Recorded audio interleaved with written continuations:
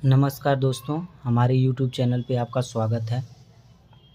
आज हम नई टॉपिक लेकर आए हैं गॉस सीडल मेथड का। गॉस सीडल मेथड को किस तरीके से सॉल्व करते हैं, चलिए देखते हैं। ये बहुत ही इम्पॉर्टेंट क्वेश्चन है, अक्सर एग्ज़ाम में पूछे जाते हैं ऐसे क्वेश्चन।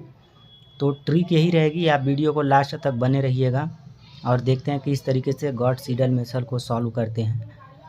तो चलिए चालू करते हैं। ये आपको क्वेश्चन दिया हुआ है, solve the following equation by using Gauss Seidel method.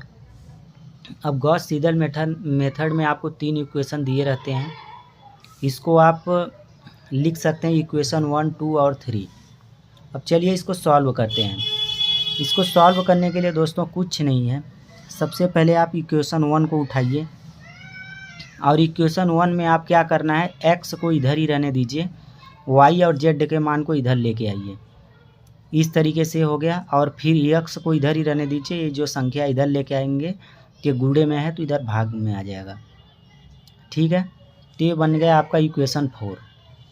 उसी प्रकार से इक्वेशन 2 में आप क्या करेंगे, ये आपका इक्वेशन 2 है, इसमें वाई को इधर रहने देंगे और एक्स और जेड के मान को इधर लेके आएंगे। उसके बाद वाई को इधर रहने देंगे और ये 20 को इधर लेके आए तो ये बन गया इक्वेशन 5। इसी प्रकार से आपका इक्वेशन 3 में भी इसी तरीके से जेड को इधर रहने देंगे और एक्स और वाई को इधर लेके आएंगे। इस प्रकार से आपको जेड का माना गया। तो हमने यहाँ पर एक्स, वाई और जेड के मान को ला लिया और इसको समीकरण दे दिया 4, 5, 6। अब चलिए हम दूसरा स्टेप चालू करते हैं इसका। स्टेप 2 में क्या करना है, फर्स्ट इंट्रेशन में हम क्या करेंगे, y और z को क्या कर देंगे, 0 कर देंगे, यानी कि y और z के जगह पे 0 रखेंगे। और ये आपका समीकरण x का मान आया हुआ था इक्वेशन 4 में। y और z के जगह पे जब हम 0 रखेंगे तो आपको x का मान आ जाएगा सॉल्व करने पे, तो इसको आप x1 मान लेंगे, है ना। उसके बाद इसी तरीके से आप क्या करोगे, x1 का मान आपको पता हो गया कि 0.8500 है, तो z बराबर आप क्या करोगे, 0 मान लोगे और y का मान ज्ञात करोगे। अब y के मान को ज्ञात करने के लिए आपको कुछ नहीं करना है, सबसे सिंपल है, जो इक्वेशन 5 में आपको y का मान दिया हुआ था वहाँ पर x का मान जो आया है उसको रखना है और z को 0 रख देना है। और इस तरीके से इसको सॉल्व करोगे तो ये आपका y1 का मान आ जाएगा। इसी प्रकार से कंडीशन आगे भी रहेगी।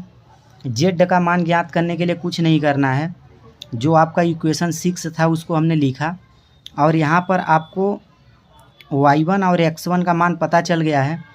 तो यहाँ पर हम जब मान रखेंगे तो x1 का मान जो आया था उसको रखेंगे और y1 का मान ये जो आया है उसको रखेंगे और इसको सॉल्व कर देंगे, z1 का मान आ जाएगा।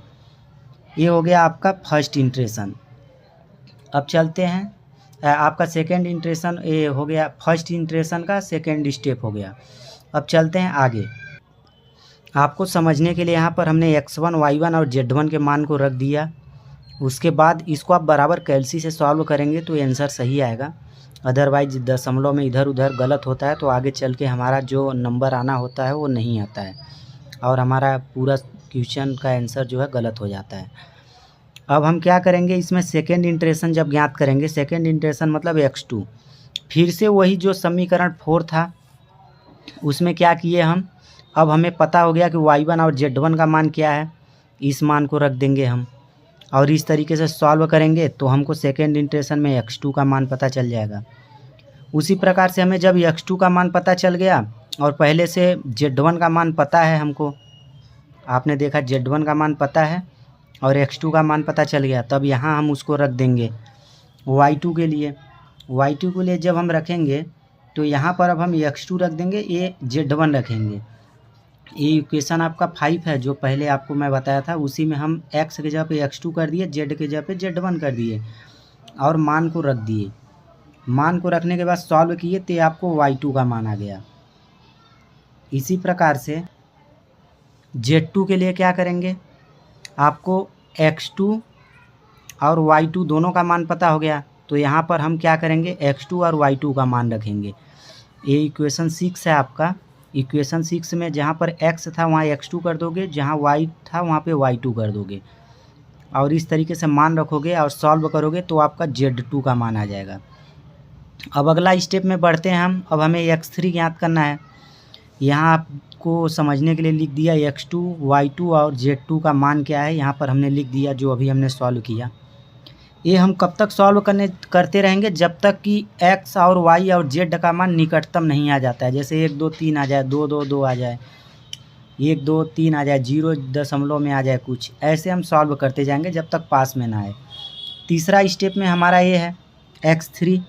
अब हम x3 ज्ञात कर रहे हैं तो वही इक्वेशन 4 में हम क्या करेंगे, अब यहाँ x2 का मान रख देंगे, क्योंकि y2 और z2 का मान हमें पता हो गया तो z2 y2 का मान रख देंगे और सॉल्व करेंगे तो हमें x3 का मान पता चल जाएगा। इसी प्रकार से y3 ज्ञात करेंगे जब, तो हमें x3 और z2 का मान पता है। अभी x3 का मान आया था, आपने देखा था, ये z2 का मान पता ही है और इसको रख देंगे और सॉल्व करेंगे तो हमें y3 का मान पता हो जाएगा। इसी प्रकार से z3 का मान ज्ञात करने के लिए हमें क्या है, y3 और x3 का मान पता हो गया, उसको रख देंगे और सॉल्व करेंगे तो इस तरीके से हमारा z3 का मान आ जाएगा।